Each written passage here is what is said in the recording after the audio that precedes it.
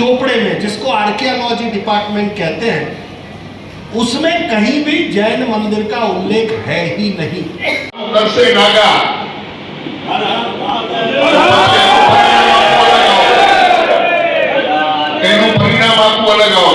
पर गिरनार आके पता चला कि ये तो अपने आप को हिंदू ही नहीं मानते, और हम सनातन सनातन करते, तो हमें यही नहीं पता चल रहा हम अपने भाइयों के साथ लड़ रहे हैं या विधर्मियों के साथ लड़ रहे हैं। ना संतों को स्पष्ट किया जा रहा है, ना वो लोग स्पष्ट कर रहे हैं। तो थोड़ा सा संघ संगठन को भी देखना पड़ेगा कि दर वर्षे हैरान करे छे।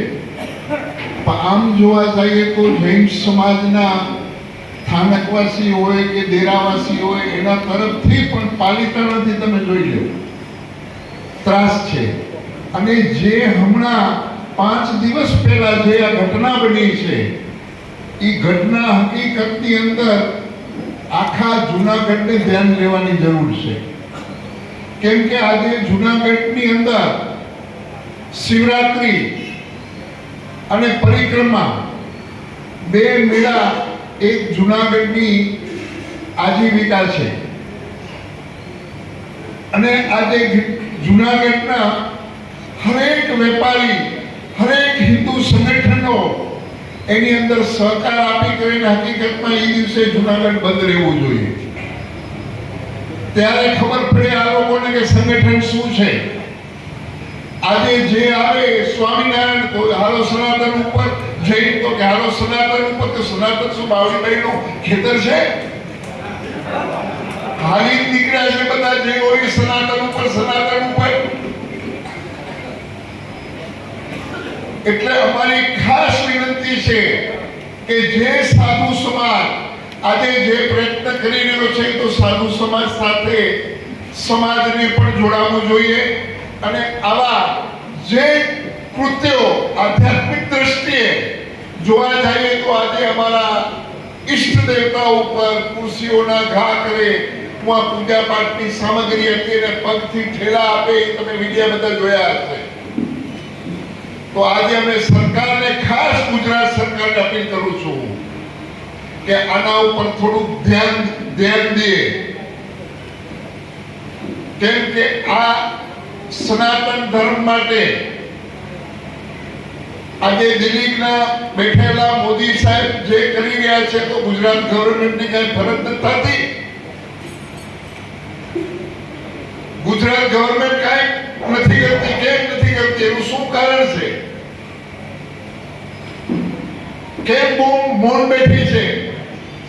જ્યારે સનાતન ઉપર આક્રમણો થતા હોય ત્યારે મૌન બેઠી હોય સરકાર, તો સરકારશ્રીને પણ અમે પ્રાર્થના કરીએ છીએ કે આની અંદર કઈ ને કઈ જલ્દીથી કઈ નિર્ણય લે અને આખા ઘેરાને ટાર્ગેટ બનાવી અને ખોટો કેસને ઓળો ઢીલો કરવો એ હાવ ખોટી વાત છે। અમુક જણાએ જે કૃત્ય કર્યું છે એને સજા થવી જ જોઈએ। અને આગળ જતા આવા કૃત્યો ન થાય એના માટે આપણે સરકારને પણ કહીએ કે આની અંદર જે ફેર વિચારણા કરે કે આના માટે હવે શું કરવું। એટલે સરકારશ્રીને અમે વિનંતી કરીએ છીએ અને અહીંયા પણ જે પદાધિકારીઓ છે, જે સરકાર છે, એમને પણ વિનંતી કરીએ છીએ કે આની અંદર જલ્દીથી જલ્દી સખ્ત પગલાં લઈએ કે જેનાથી આવનારા સમયની અંદર કોઈ પણ વ્યક્તિ આવું કૃત્ય ન કરે। ઓમ નમો નારાયણ। ટોળું કહેવાય છે, આપણે ત્યાં ટોળાશાહી મહિમા છે। એક ટોળું ગિરનાર જાય છે, જ્યાં દત્તાત્રેય ભગવાનની ચરણ પાદુકા છે, જે અનાદિકાળનો ઇતિહાસ છે, કોઈ નવલો છે, બહુ લાંબી વાત છે, હું ટૂંકમાં કહીશ। અને એ ટોળું જે ગિરનારની શાંતિ, ગિરનારનો સુલેહ, એ ગિરનારની શાંતિને દોડવાનો એક પ્રયાસ કરે છે। આપણે જોયું છે કે ગિરનાર ઉપર આવનારો કોઈ પણ વ્યક્તિ હોય, કોઈ પણ ધર્મનો હોય, કોઈ પણ સંપ્રદાયનો હોય, કરવા માટે કોઈને ત્યાં બાધક નથી। ત્યાં ભગવાન દત્તાત્રેયના દર્શન કરવા માટે દરેક વ્યક્તિ આવકાર્ય છે અને દર્શન અનાદિકાળથી ત્યાં થાય છે। બીજી વાત, કમંડલપુરમાં જે અખંડ અનુક્ષેત્ર છે, ત્યાં પણ કોઈને કોઈ પણ ભેદભાવ વગર પ્રસાદના રૂપમાં ત્યાં પ્રસાદ મળે છે। વાત છે કે આ શાંતિ દોડાય છે શું કામ?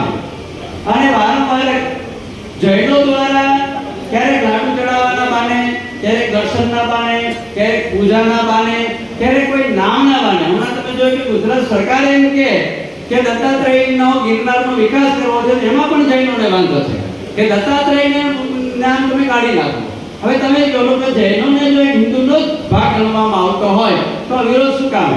વાત કોર્ટની હોય તો જે આ વાત આખી કોર્ટમાં જેમ છે તેમ પડી છે, હજીનો કોઈ નિર્ણય નથી કે આ જૈનોને સોંપી દેવું. કે અનાદિકાળથી હિન્દુઓ પૂજા કરતા આવ્યા છે અને કરે છે અને કરતા રહેવાના જ છે, એમાં કોઈ શંકાને સ્થાન નથી.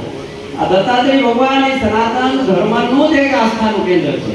વાત બીજી છે કે 4-6 મહિને ક્યારેક આવી ઘટનાઓ બને છે, ત્યારે એવડો મોટો એક જૈન સમુદાયથી વાત છે ગિરનાર બચાવો, ગિરનાર બચાવો. અરે પણ કોનાથી ગિરનાર બચાવો? ગિરનાર તો સ્વયં સુરક્ષિત છે. વાત છે કે નામની હોય તો તમે ગોરખનાથમાં જાઓ તો સમય પહેલા ત્યાં રામદેવજી મહારાજની મૂર્તિને રાત્રે ઉપાડી અને ફેંકી દેવામાં આવે, છતાં સનાતન ધર્મના લોકો શાંત રહે. ગૌમુખી ગંગામાં તમે જાઓ ત્યાં 24 ચરણ પાદુકા બેસાડે, તેમાં જેનો કોઈ ઇતિહાસ જ નથી, છતાં પણ બેસાડે તેમ આવે. તમે ભીમકુંડમાં જાઓ તો ભીમકુંડમાં દિવાલમાં આપણા પ્રાચીન, હજી તમે પણ એને ફોરેસ્ટ વિભાગમાં એની તપાસ કરાવી શકો છો, પત્રકાર મિત્રોનું ખાસ કહું છું કે ત્યાં આપણું પ્રાચીન એક મંદિર છે આઈ નાગબાઈ. હમણાં થોડા સમય પહેલા જૈનોની પેઢી દ્વારા, આનંદજી કલ્યાણજીની પેઢી દ્વારા ત્યાં બોર્ડ લખાયું નાગીબાઈ. હવે જૈન આખો ધર્મનો તપાસ કરી ક્યાંય નાગીબાઈનો ઉલ્લેખ જ છે, છતાં પણ નાગબાઈમાંથી નાગીબાઈ કરી દેવું, આવા ઝીણા તો ગિરનાર ઉપર તમે જાઓ તો એટલો બધો ત્રાસ કહી શકાય, માનસિક ત્રાસ કહી શકાય, એક ધાર્મિક ત્રાસ કહી શકાય, એક શ્રદ્ધાને ઠેસ પહોંચાડવાનું કામ વારંવાર કરવામાં આવે. और जो यहाँ पर दिगंबर जैन समाज के आका है जो बैठे हैं भारत भर में, उन आकाओं को भी पता चलना चाहिए कि क्या बातें हो रही है,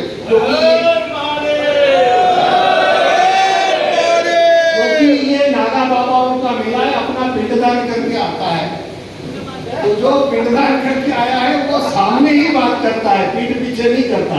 ભગવાનના ટૂંક ઉપર જે થઈ રહ્યું છે એને ઓળખ બદલવાના પ્રયત્ન થઈ રહ્યા છે 5મી ટૂંક તરીકે.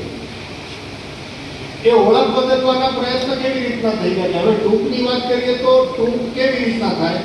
પહેલા જૈન મંદિર, બીજું ગૌમુખી ગંગા, ત્રીજું અંબાજી, ચોથું ગોરખનાથ અને 5મું ઓગળ ટૂંક.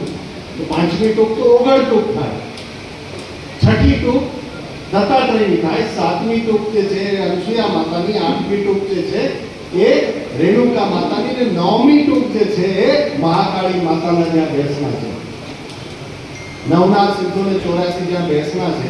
તો એ ગોરખનાથ ટૂંકની ઓળખ બદલવાનું કામ, દત્તાત્રેય ટૂંકની ઓળખ બદલવાનું કામ, અંબાજી માતા અને બાકી ગિરનારની ઓળખ બદલવાનું કામ આ પણ ત્યાં થઈ રહ્યું છે.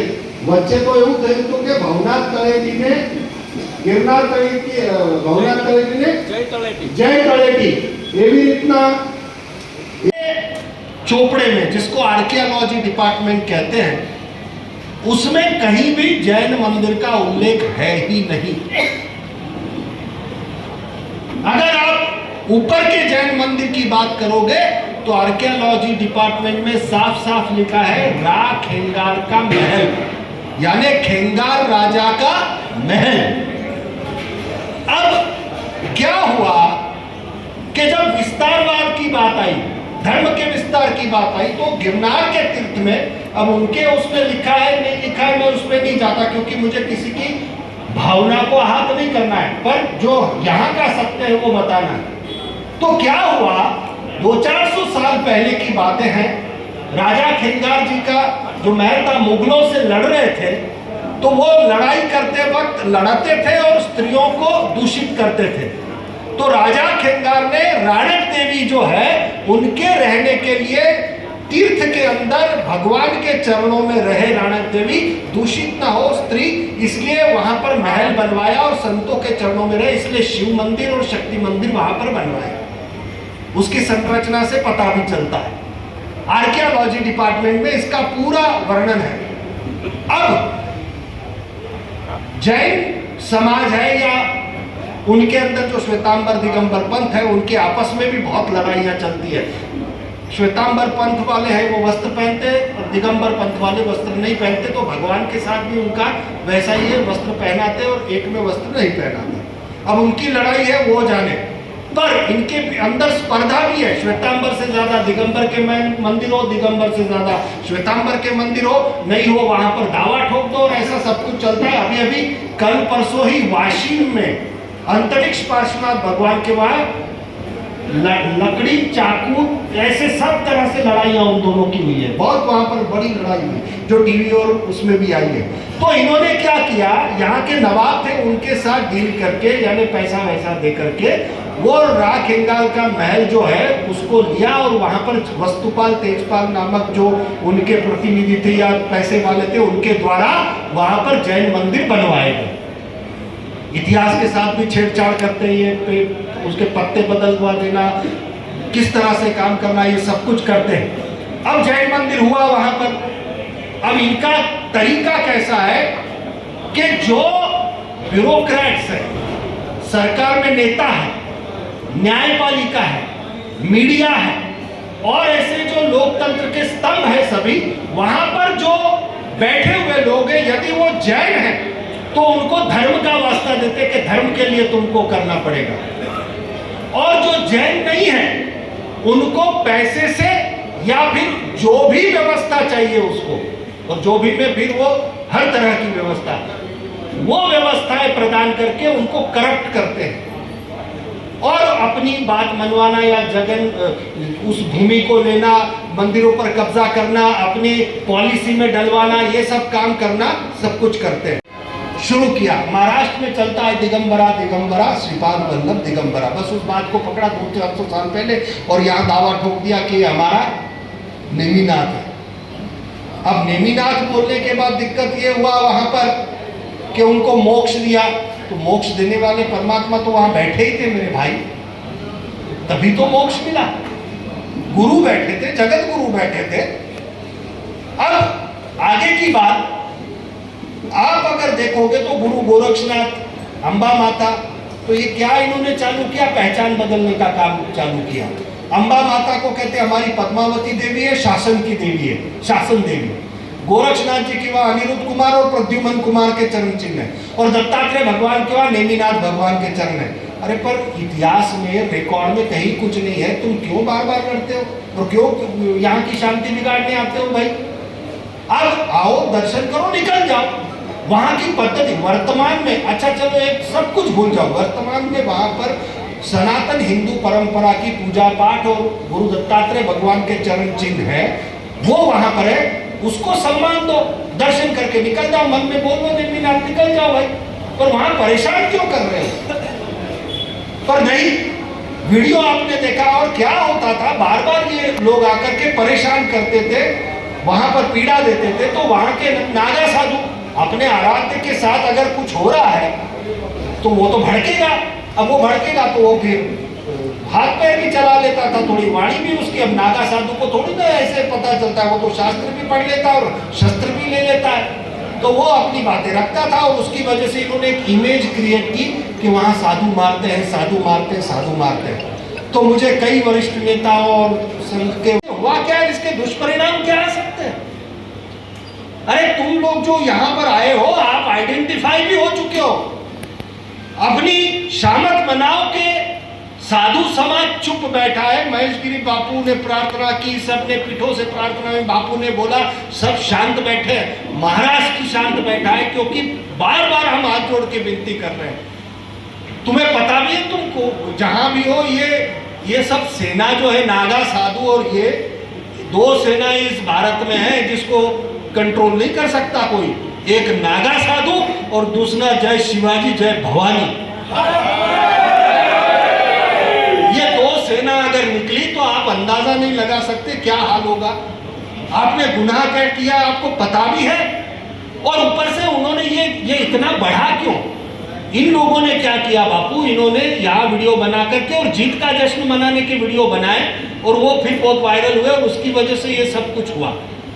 वो जीत की तरह आपको मैं बता दूं, जिन्होंने ये गुनाह किया है, आपको शायद अंदाजा नहीं है, हमें बोला गया, ऊपर से भी कहा गया कि देखिए शांति नहीं बिगड़नी चाहिए, क्योंकि शांति का प्रयास इस भारत और सनातन का पहला प्रयास होता है, और हम भी सम्मान करते हैं। तो आपको क्या लगता है, आप ऊपर गए, चरण पादुका पे गड़बड़ की और शांति से उतर के चले गए। आपको लगता है ये आसान है? पहले जो आए थे उनको पूछ लो, चरण पादुका पर पहुंच पर कुछ किया? तो गोरक्षनाथ पहुंचने के पहले ही वहां पर हमारे महात्माओं ने कार्यक्रम कर दिया था उनका। तुम नीचे उतर के गए, ये शामत मनाओ, क्योंकि साधु को प्रार्थना की गई थी महात्माओं को कि शांति से रहना है इस बार, ताकि इनके चरित्र उजागर हो जाए। इनके चरित्र उजागर होने चाहिए कि इन्होंने किया क्या है। पुराना इतिहास आप देख लो, कैसे कैसे महात्मा फिर वो अपने आराध्य के ऊपर अगर कुछ होता है तो वो सब भूल जाएगा। अगर मेरे आराध्य के ऊपर तुमने हमला किया तो मैं सब शासन प्रशासन सब भूल जाऊंगा, क्योंकि मेरा आराध्य सबसे पहले है भाई, मेरा दत्तात्रेय सबसे पहले है। फिर चाहे कुछ भी हो जाए, ब्रह्मांड पूरा विरुद्ध हो जाए, मेरे आराध्य के साथ कुछ होता है तो बाकी सब एक तरफ। पर शांति सनातन का श्रृंगार है, इसलिए उसको पहन करके उस शांति के साथ हमने सब कुछ खत्म हो, शांति से सब उसका प्रयास किया। ये प्रार्थना की हाथ जोड़ के कि 7 दिन का वक्त दो, एफआईआर दर्ज हो जाएगी, सब हो जाएगा।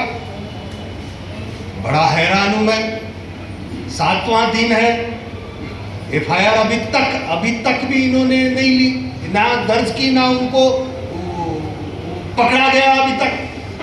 अभी मराठी भाई ने बोला कि तुम पकड़ो नहीं तो 15 दिन में हम लेके आते हैं। तो आप मजबूर क्यों कर रहे हो भाई?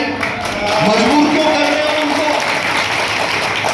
फिर अगर ये दत्तात्रेय की सेना, नागा सेना अगर ये निकल पड़ी तो फिर आप देख लो, क्योंकि संस्था की भी एक मजबूरी है, एक मर्यादा तक ही मैं संभाल सकता हूं। 7 दिनों तक संभाला, मैं भी शांति शांति शांति कितनी बार कहूं, क्योंकि चोटें पहुंच रही है। महाराष्ट्र इतके महाराष्ट्रीयन लोक आले त्यासाठी खूप हृदयाने आभार।